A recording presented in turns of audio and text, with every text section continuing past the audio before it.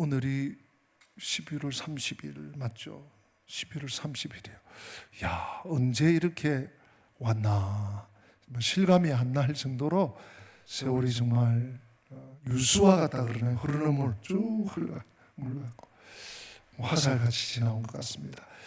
그럼에도 불구하고 우리 한 달 동안 수고한 우리 공동체 지체들 한번 서로 축복하고 격려했으면 좋겠습니다.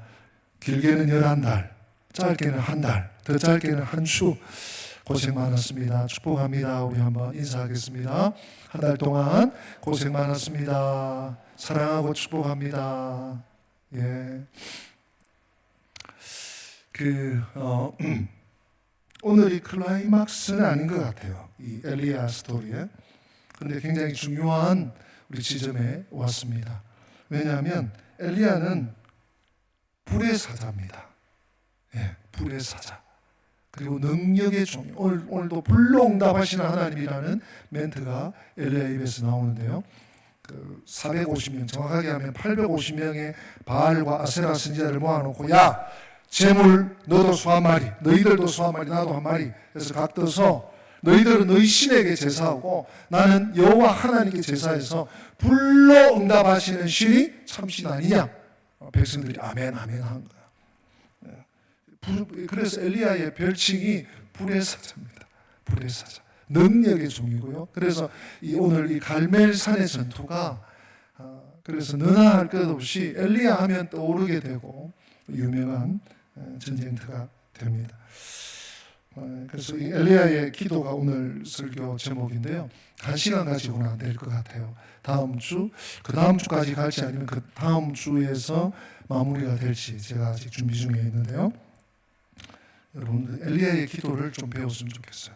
근데 오늘 성경에 엘리야의 기도가 안 나오는데 하고 조금 의아하게 본문을 보신 분은 아주 집중해서 보신 분이에요. 그냥 보면 엘리야의 기도가 안 나와요. 근데 엘리야의 기도가 본문 중에 지문 중에 있습니다. 제가 좀 이따가 소개해 드릴게요.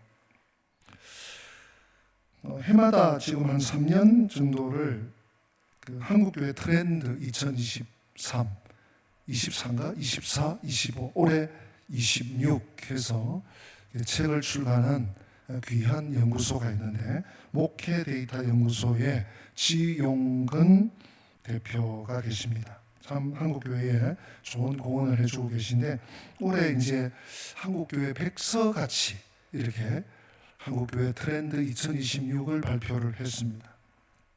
거기에 10개의 키워드가 나오는데요. 이런 겁니다. 제가 소개만 해드리면 심플 처치, AI 목회 코파일럿, 강소교회, 청민 교회의 후임 목사님을 증빙하는 담임 목사님, 청민 비욘드 콘테스트. 그리고 다섯 번째가 호모 스피리추얼리스, 호모 사피엔스, 문화적 인간, 그걸 넘어서서 영적 인간. 여섯 번째가 무속에 빠진 그리스도인. 일곱 번째가 서로 돌봄 공동체. 여덟 번째가 헌금 문화의 변화. 아홉 번째가 이주민 선교. 열 번째가 수평 사회 전환. 이런 키워드를 던져서 한국 교회가 지금 어떤 상황에 놓여 있고 한국 교회가 돌파해야 할 문제들이 어떤 것이 있다는 것을 문제 제기를 하는 거죠. 그게 답까지는 아니고 거기에서 제가 오늘 본문과 맞추어서 굉장히 심각하게 대두되고 있는 문제 중에 하나가 뭔가 하면 지금 우리가 살고 있는 대한민국 땅에 무속인들이 여러분 대략 몇 명 정도 될까요? 무속 절이 아니죠. 무당하고 뭐 전보고 이렇게 하는 거. 대학교 앞에 가면 타로라는 게 또 있어요. 관광지에 가도 저는 몰랐어요. 텐트를 쳐놓고 이렇게 지금 뭘 보는 거 다 처음 보는 거예요. 그런 일을 종사하는 사람 여러분 놀라지 마십시오. 무려 80만 명이에요. 무속인이. 이게 왜 또 심각한가 하면 2020년도 초반에 20년이 지났죠. 2020년, 21년, 22년 이때 한 20만 명밖에 안 됐어요. 근데 20년여 세월이 지나면서 4배로 걱정했어요. 여러분, 한국에 제가 정확한 숫자는 아닌데 교단 초월에서 목회자가 10만, 부목사님 포함해서요 10만 명 조금 더 되는 걸로 알고 있습니다. 장로님이 그 숫자 비슷하고요. 아마 전도사 포함한 숫자예요. 교육자 10만 시대인데 점술가들이 80만, 1대 8입니다. 네. 숫자로 치면. 근데 더 심각한 문제는 뭔가 하면 그 지용근 대표가 그 책에 소개한 내용 중에 이 점에 대한 그 무속에 대한 우리 기독교인들의 태도입니다. 일반 국민들이 점집에 가는 경우가 48%입니다. 거의 반이 가는 거죠.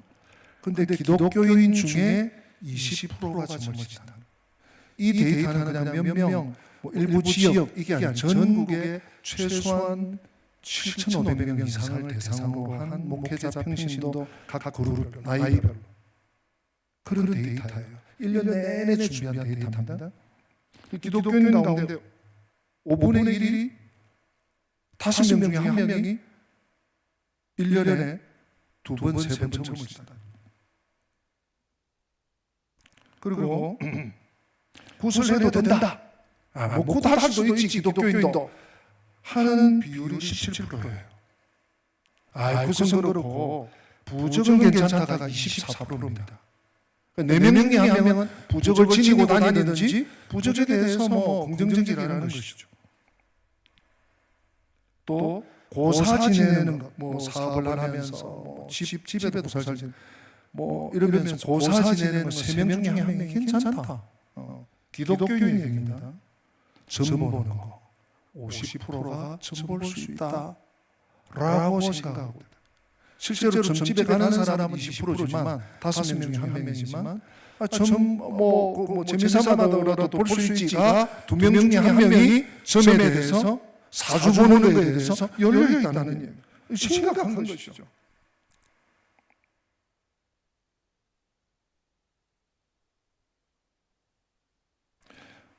또한 이 데이터에서는 무속이 개인적인 위로가 된다라고 하는 비율이 우리 크리스찬 중에서 30%가 아마 점을 보았든지 뭘 했든지 했겠죠. 위로가 된다는 프로테이지가 30%예요. 10명 중 3명이 위로가 왜 위로가 됐는데 하고 물었더니 점집에 가면 바로 뭘 얘기해 준다네요. 바로. 그렇습니까? 잘 모르시니 다행이에요. 저도 잘 모르겠어요. 이랬기 때문에 위로가 된다. 내가 앞날에 대해서 이렇게 다 가짜죠.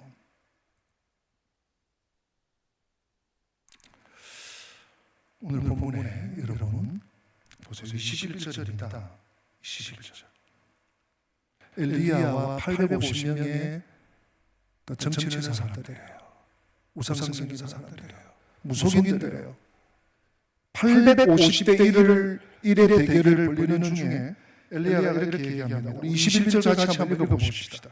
엘리야가 모든 백성에게 가까이 나가야 돼. 너희가 어느 때까지 둘 사이에서 머뭇머뭇하려는 여호와가 만일 하나님이면 그를 따르고 바알이 만일 하나님이면 그를 따르지니라 하니 백성이 말 한마디도 대답하지 아니하는지라. 침묵이었어요.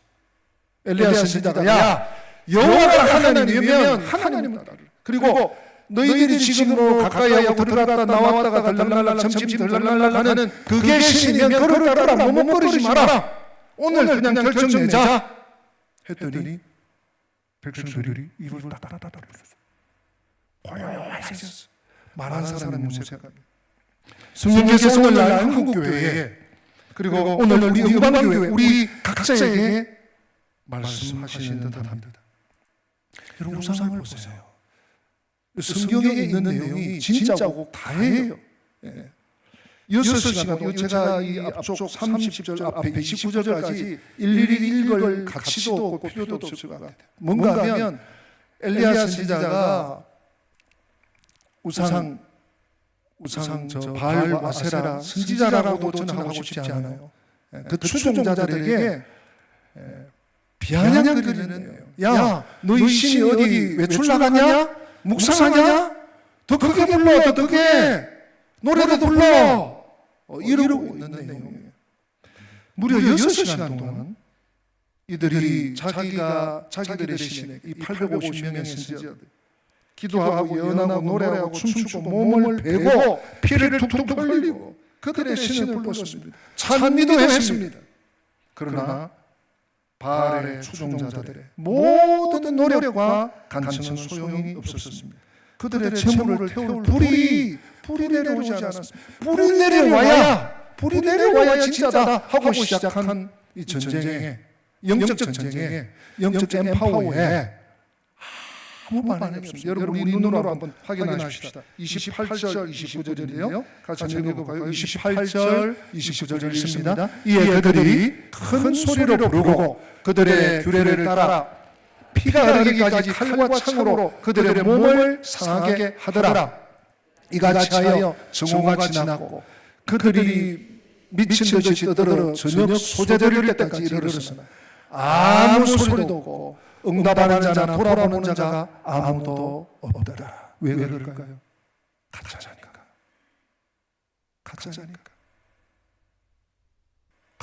아무것도 해줄 능력도 힘도 권력도 없습니다. 이것이 거짓 신들의 무력함을 드러내는 방식입니다. 아드핑크 목사님은 이 부분에 대해서 이렇게 코멘트를 합니다. 독자 여러분, 반짝이는 것이 모두 금은 아닙니다. 바알의 선지자들은 간절한 열심과 열정으로 가득 차 있었지만 그것은 거짓 대의에 있었고 하늘로부터 아무것도 가져오지 못했습니다. 그러므로 이 점을 교훈삼아 자신의 감정이나 흥분에 호소하는 것이 아니라 하나님의 말씀에 따라 행동하십시오. 혹 무섭게 처음에 점집에는 가지 않지만 그 답답해서 그 소리라도 한번 들어볼까 라는 생각을 하셨습니까?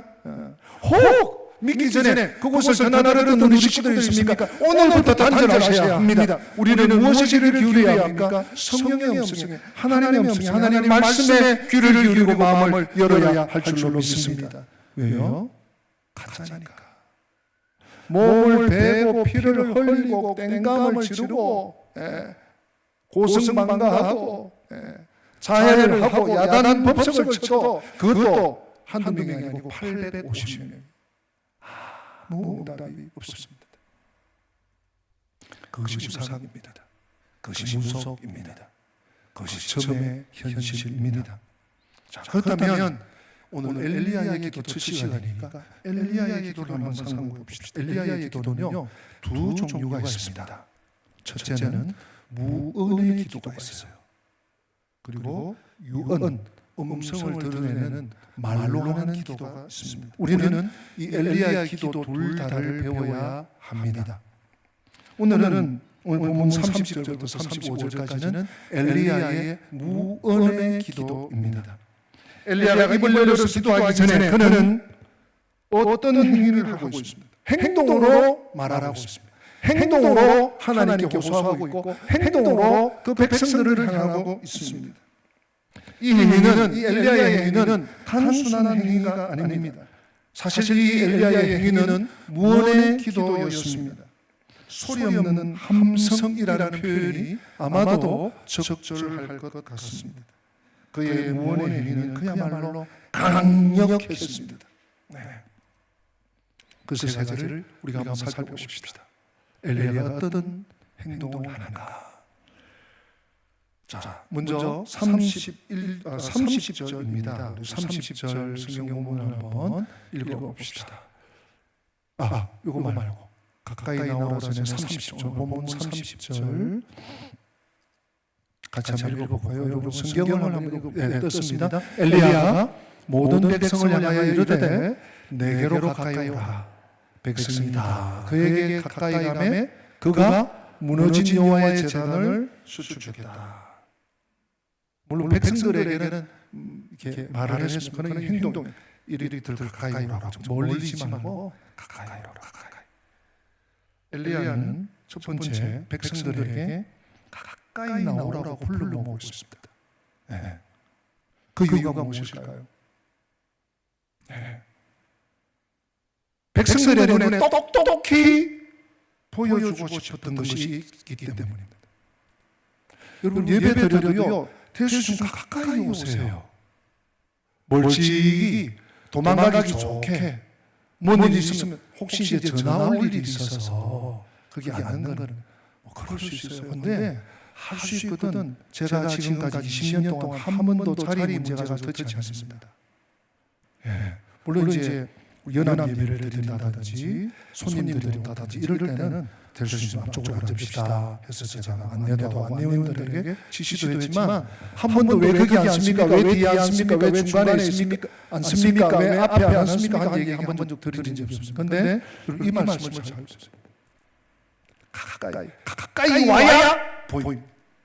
가까이 와서 귀를 기울여야 들립니다. 들리는 소리가 있어요. 보이는 것이 있습니다. 멀리서 그냥 영상 보듯이, 영화 보듯이, 만화영화 보듯이, 책 보듯이 그거 가지고 우리 신앙은 부족합니다. 엘리야는 이 백성들의, 이스라엘 백성들의 눈에 똑똑히 보여주고 싶은 것이 있었습니다. 그것이 무엇일까요? 오늘 30절 다시 한번 읽어봅시다. 30절 한번 읽겠습니다. 엘리야가 모든 백성을 향하여 이르되 내게로 가까이 오라. 백성이 다 그에게 가까이 가매 그가 무너진 여호와의 제단을 수축하되. 무너진 뭘요? 여호와의 제단. 그렇습니다. 엘리야가 백성들에게 확인시켜주고 싶은 것은, 그래서 가까이 오게 한 이유는 무너진 여호와의 제단을 보여주고 싶었어요. 무너진 여호와의 제단. 여러분, 여호와의 제단이 왜 무너졌습니까? 전쟁이 나서 적군이 막 말발구로 와서 짓밟아서? 아니. 여러분, 열왕기상 19장 10절 같이 봅시다. 같이 읽어봅니다. 이는 이스라엘 자손이 주의 언약을 버리고 주의 누가 했어요? 이스라엘 자손. 우리에게 적용해 볼까요? 누가 교회를 흔들고 있습니까? 누가 교회 공동체를 흔들고 있습니까? 누가요? 이스라엘 자손. 누가 우리 교회를 흔들고 있습니까? 은광교회 성도. 대입하면 그렇다는 얘기입니다. 이게 엘리야 시대의 현실, 그리고 우리 시대의 현실입니다. 이방인들이 쳐들어와서 짓밟았던 것이 아닙니다. 우리가 확인한 대로 놀랍게도 하나님을 섬기는 하나님의 백성들이 했던 짓이었습니다. 엘리야는 이 현실 앞에 직면하여서 억장이 무너져 있는 사람입니다. 그런데 이 백성들은 엘리야처럼 느끼지 못하고 있어요. 그렇지, 나하고 상관이 있나? 무너진 제단, 하나님의 제단이 무너졌네. 그러고 있는 거예요. 아니, 느끼지도 못하고 있는. 그래서 엘리야는 그들을 보게 했어요. 그래서 그들 가까이 나오게 했습니다. 무너진 현실을 보게 합니다. 엘리야의 기도는 여기서부터 시작됩니다. 하나님께서 은혜를 베푸실 때 가장 먼저 나타나는 현상은 보이기 시작한다는 것입니다.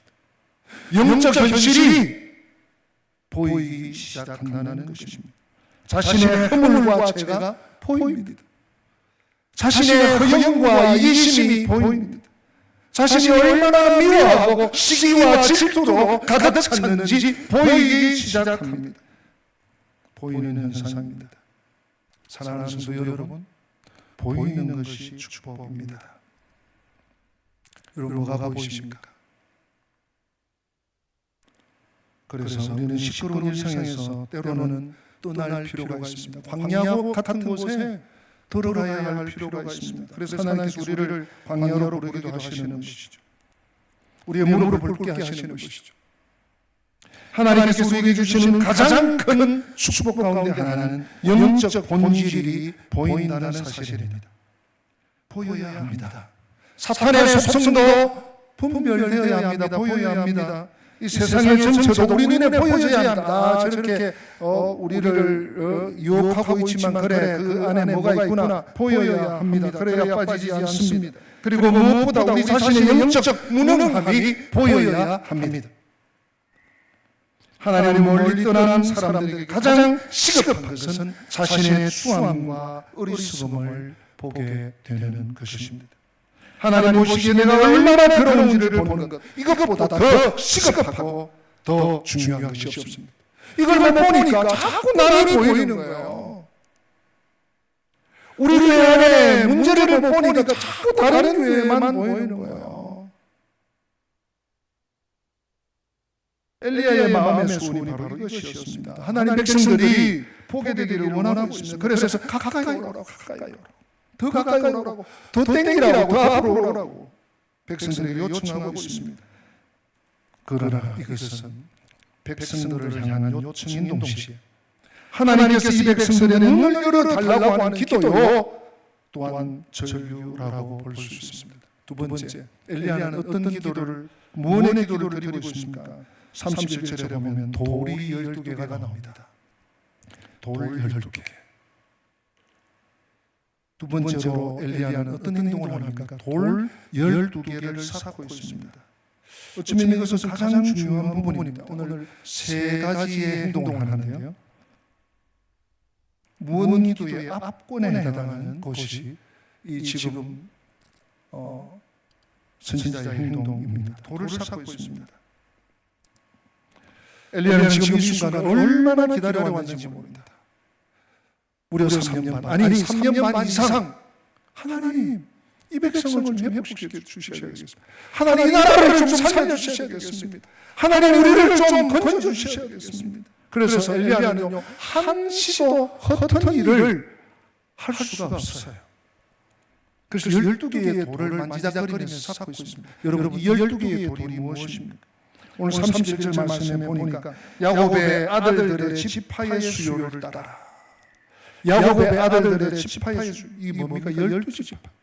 12돌은 그냥 하나 둘 그래 이렇게 빙 돌려니까 12개가 필요하네, 한 바퀴 더 돌려면 24개가 필요하네, 그것이 아니에요. 상징적인 의미가 있습니다. 12지파. 지금 북이스라엘은 북이스라엘과 남유다로 나눠져서 그 12지파가 북쪽에 열, 남쪽에 둘, 그 기간이 지금 수백 년을 지나고 있습니다. 하나가 되지 못하고 있습니다. 그런데 왜 이 12지파의 숫자가 중요할까요? 그것은 하나님께서 이스라엘과 처음 언약을 맺으실 때의 모습이기 때문에 하나님은 처음에 야 10지파 따로 2지파 따로 잘 나가는 사람 따로 못 나가는 사람 뒤로 이런 적이 한 번도 없습니다. 하나님은 원형 공동체의 모습으로 그 백성들을 세워주셨습니다. 그 나라를 세우시고 그 백성들을 세워주셨어요. 그래서 오늘 31절, 우리 31절 한번 읽어봅시다. 31절 같이 읽습니다. 야곱의 아들들의 지파의 수요를 따라 엘리야가 돌 12개를 취하니 이 야곱은 옛적에 여호와의 말씀이 임하여 이르시기를 내 이름을 이스라엘이라 하리라 하신 자더라. 아멘. 이 30절 후반절에 보니까요, 이 야곱은 여호와께서 옛적에 저에게 임하여 이르시기를 네 이름을 이스라엘이라 하리라 하신 자라는 거예요. 야곱에 대해서, 그의 이름 이스라엘의 이유에 대해서 짧지만 분명하게 설명하고 있습니다. 야곱은 어떤 사람입니까? 야곱은 하나님께 자격이 없지만 일방적인 사랑을 받은 사람이에요. 우리가 같은 거죠. 여러분 자격이 있어서 하나님 앞에 나왔습니까? 자격이 있어서 내가 구원의 반열에 있습니까? 내가 자격이 있어서 하나님 앞에 헌신할 수 있습니다. 우리 자격이 없어요. 이스라엘 백성들도 마찬가지입니다. 일방적인 사랑을 받았어요. 일방적인 사랑을 받은 결과 그의 이름이 뭐가 됐습니까? 이스라엘이 되었습니다. 근데 여러분 우리가 한 가지 생각할 것은 원래 야곱은 어떤 인물이었습니까? 조금 적나라하게 말한다면 야곱은 사기꾼입니다. 그 아버지를 속여 먹어버립니다. 자기가 장 잘해, 그리고 축복해달래, 그 형을 속여 먹어버립니다. 팥죽 한 끓여가지고 배고픈 형에게 착 주면서 장작권 내줘. 뺏어오듯이 강탈하듯이. 또 외삼촌 집에 가서 막 일하고 하면서 몇 번을 속입니다. 야곱의 이름은 다른 말로 하면 사기꾼이에요. 그런데 하나님께서 이 사기꾼을 사랑해버리셨어요. 왜 사랑했습니까? 왜 야곱을 사랑했습니까? 여러분 이유를 아십니까? 몰라요. 하나님의 주권적인 결정이었습니다. 하나님이 사랑하셨으니까 사랑하신 거예요. 우리 중에 누가 하나님이 왜 날 사랑하는지 설명할 수 있는 사람이 있습니까? 찬미 2000 한창 불렀던 그 노래죠. 왜 날 사랑하나? 왜 날 사랑하나? 뭐예요? 하나님이 나를 사랑하실 하등의 이유와 근거가 없는데 나를 사랑하시기 때문에 왜 날 사랑하십니까 주님? 하고 퀘션을 붙이는 것이죠. 이스라엘도 그랬습니다. 사랑하셨으니까 사랑하신 거예요. 그리고 이스라엘이 되었습니다. 자격 없는 야곱이 하나님의 은혜와 사랑을 받는 것입니다. 바로 이 사실을 엘리야는 기억하고 있습니다. 그래서 엘리야가 이 행동을 통해서 하고 싶은 말은 이것입니다. 하나님, 이 야곱은 처음부터 자격이 없었습니다. 처음부터 부재불능이었습니다. 그 야곱을 하나님께서 포기하지 아니하시고 이스라엘을 만들었습니다. 하나님과 이스라엘의 관계는 원래 이렇게 시작된 것이 아닙니까? 그러므로 이 백성이 지금 창기처럼 돌아다니고 하루는 바알에게, 가을에는 아세나에게, 봄에는 바알에게 하면서 하나님을 버렸지만 야곱을 포기하지 않으시는 그 하나님께서 지금도 이 백성을 포기하지 말아 주십시오. 처음부터 자격 없던 이 백성들을 책임지시던 하나님, 지금도 이 백성을 책임져 주십시오 하고 무너진 제단을 수축하고 12돌을 쌓는 이 엘리야의 행동 속에 이 기도의 내용이 들어있는 것입니다. 엘리야는 하나님의 신실하심, 그 언약의 불변하심을 붙들고 늘어지고 있습니다. 포기하지 않으시는 하나님, 그 하나님의 속성을 붙들고 늘어지고 있습니다. 마지막 세 번째, 오늘 세 번째 행동도 참 놀라운 행동입니다. 우리가 이해가 잘 되지 않는 행동입니다. 어떤 행동입니까? 여러분 33절부터 35절 쭉 읽었습니다만은 나무를 벌려놓고 거기 지금 불이 붙어야 되는데 그 나무 위에, 그 도랑 위에 물을 세 번이나 그것도 큰 통으로 길어와서 부으라고. 어떻든 우리가 좀 헷갈리는 두 가지가 있습니다. 아니 지금 가뭄 때에 뭔 물이 큰 말통으로 세 통이나 길어올 때가 있었을까? 맞습니다. 그런데 여러분 이 물은 아마 바닷물인 것 같아요.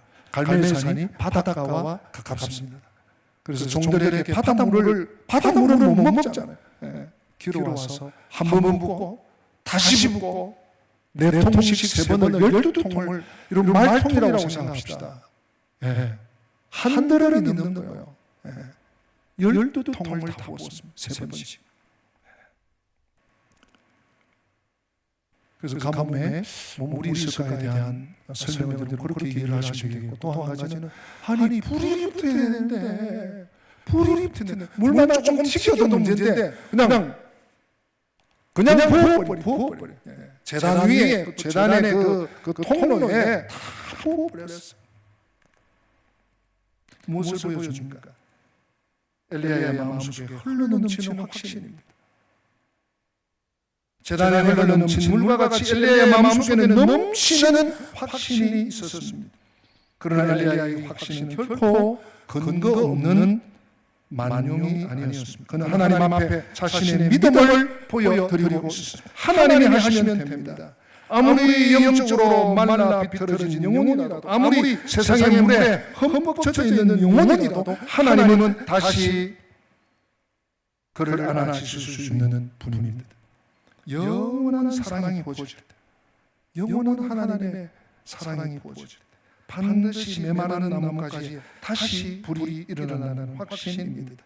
이 확신을 그는 혼자만 간직할 수 없었습니다. 하나님 앞에 고백하고 또 고백함으로써 하나님께서 일하실 수 있도록 자기의 믿음을 보여드렸습니다. 우리의 믿음은 하나님께서 일하시는 통로와 도구가 됩니다. 여러분, 하나님께 나의 믿음을 보여드려 주시기를 바랍니다.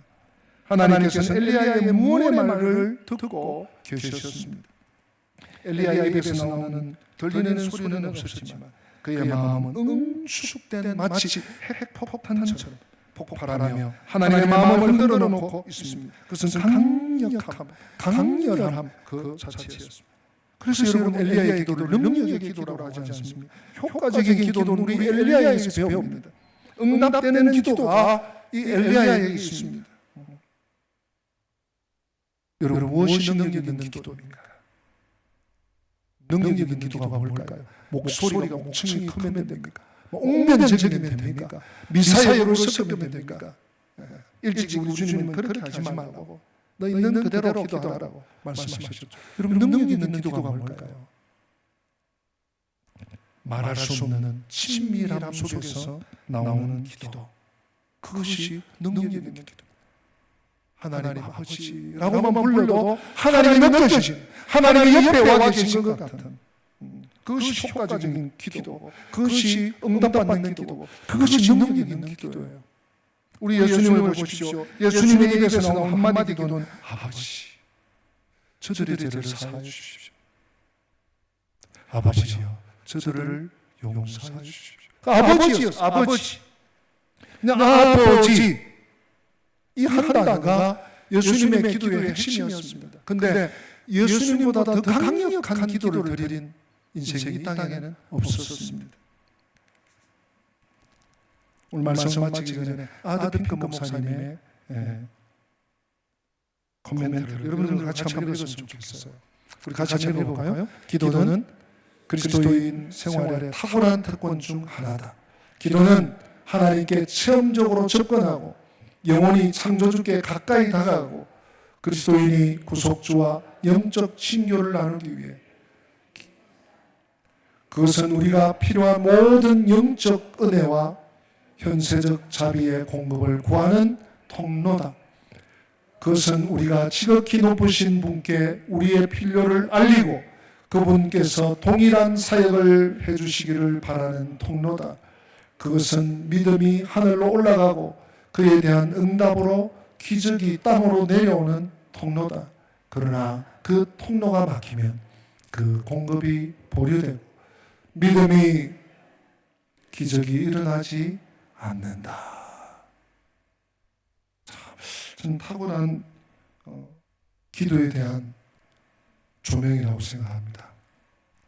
기도는요, 좀 기도합시다. 새벽 기도 내일 월삭인데 좀 나와서 합시다. 목사님이 자꾸 권유하니까, 또 내가 받은 직분이 있으니까, 내가 뭐 교회에 또 뭐 길잡이고 뭐니까. 아니고, 여러분, 기도는 아무나 할 수 있는 것이 아니랍니다. 기도는 하나님을 아버지라고 믿고 확신하고 부를 수 있는 자만이 할 수 있는, 자에게만 들려진 하나님의 핸드폰이에요. 근데 그 기도를 우리의 삶에 우리가 순종하고 활용하지 않는다? 우리 어려움 속에 그 기도를 그냥 꺼내버린다? 그것과 상관없이 그냥 내 마음 닿는 대로 산다? 그것은 우상 숭배와 별반 다르지 않습니다. 우리 기도의 문이 닫히면 하나님의 통로가 막히고요, 우리 믿음이 없으면 하나님의 기적이 일어나지 않는다는 아드 핑크 목사님의 고면을 우리가 잘 들어야 합니다. 엘리야의 기도, 오늘 소리 없는 무언의 기도를 배웠습니다. 그러나 강력한 기도입니다. 하나님을 향한 하나님의 얼굴을 구한 그 기도를 오늘 우리의 삶에 재현할 수 있기를 바랍니다. 그래서 내 힘이 아닌, 내 능력이 아닌 주님의 은혜로, 주님의 능력으로, 주님의 권능으로 다시 일어나고 다시 힘을 얻고, 이 850대 1, 이 말이 됩니까? 이 갈멜산의 전쟁 같은 영적 전쟁의 삶의 터전에서 믿음으로 기도로 승리하는 우리 성도들 한 분 한 분 되시기를 주님의 이름으로 축복합니다. 다 함께 기립하시겠습니다. 오늘 그래서 기도의 찬양을 준비했습니다. 하늘의 문을 여소서.